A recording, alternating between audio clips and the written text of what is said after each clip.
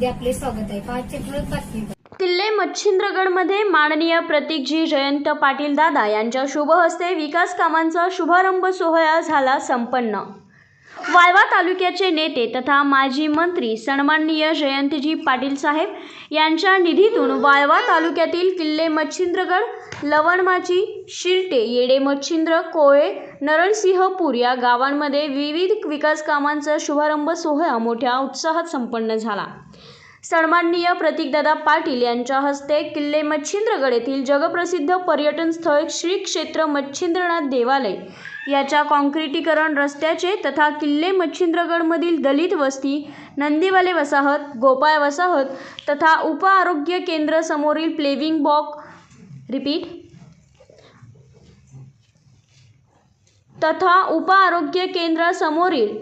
Blocks बसवणे व इतर सुशोभीकरण तथा इतर विकास कामांचा उद्घाटन सोहळा मोठ्या उत्साहात संपन्न झाला. यावेळी विविध संघटनांचे पदाधिकारी तथा सामाजिक कार्यकर्ते मोठ्या संख्येने उपस्थित होते. या बातमीचा आढावा घेतला मुख्य संपादक माननीय एकनाथ कांबळे सर यांनी.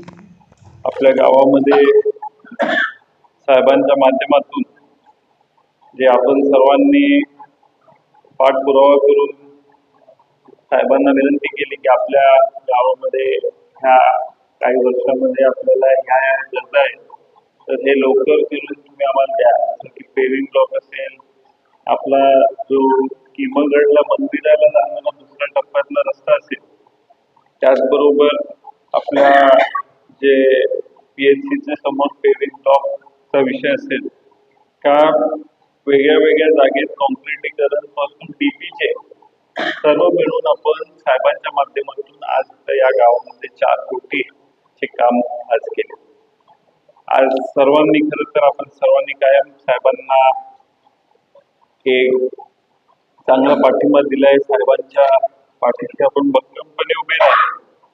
मला आठवतं की साहेब कायम मला सांगत असतात, जेव्हा आम्ही प्रत्येक इलेक्शनच्या वेळी आम्ही इथं गडावर फिरतो दर्शनासाठी, तर साहेबांनी सांगतात की बापूंनी इथं त्या काळात तिथं वरती मंदिरापर्यंत गेलात.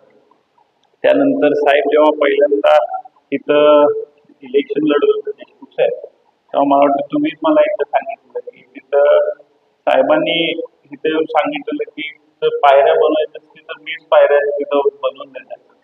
आणि मला वाटतं ते पायऱ्या करायला मला वाटतं 2 टर्म झाले लागले साहेबांना.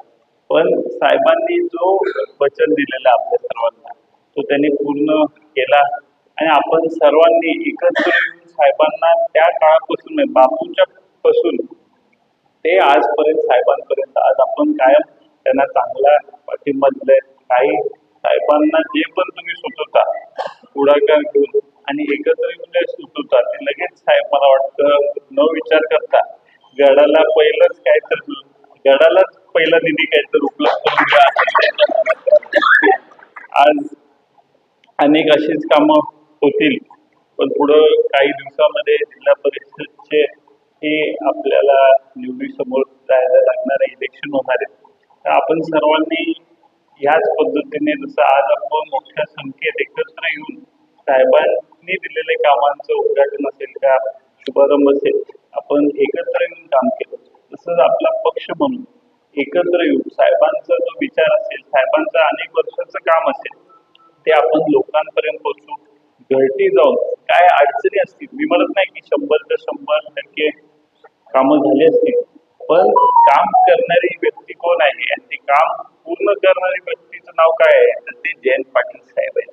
तर आपण सर्वांना मी विनंती करतो की या काही पुढच्या दिवसामध्ये पुढचं उमेदवार ठरेल, पुढं आपल्याला त्या इलेक्शनच्या सामोरे जायला लागेल.